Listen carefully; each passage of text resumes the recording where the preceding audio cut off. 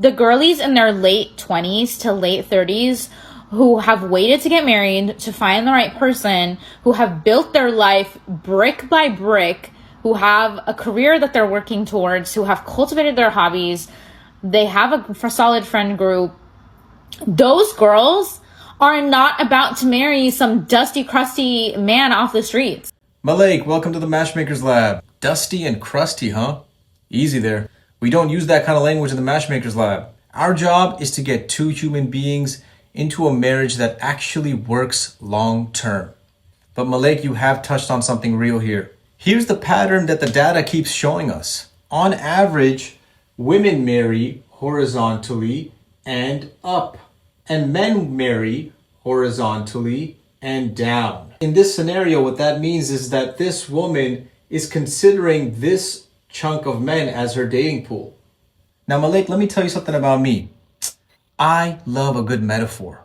It tickles the brain and it feels good. So let's create a metaphor in which a woman's education and financial independence is translated into her height. So imagine every year things get better and better for women. Women are getting taller and taller. But here's the unintended consequence. If your rule as a woman is, I only date men taller than me, your dating pool is going to shrink as the years go by and you progress. And what ends up happening?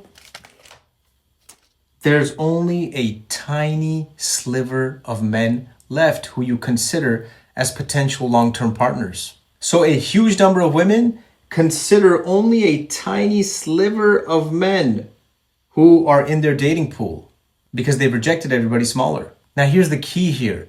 They're actually overlooking men who would actually make phenomenal husbands. That's where the real issue is hiding. You see, a lot of men and women are using outdated heuristics for mate selection. Heuristics are like quick mental shortcuts like height, status, optics, social clout. These things might feel meaningful, but they are actually terrible predictors of long-term marital happiness. Our job isn't to lower standards.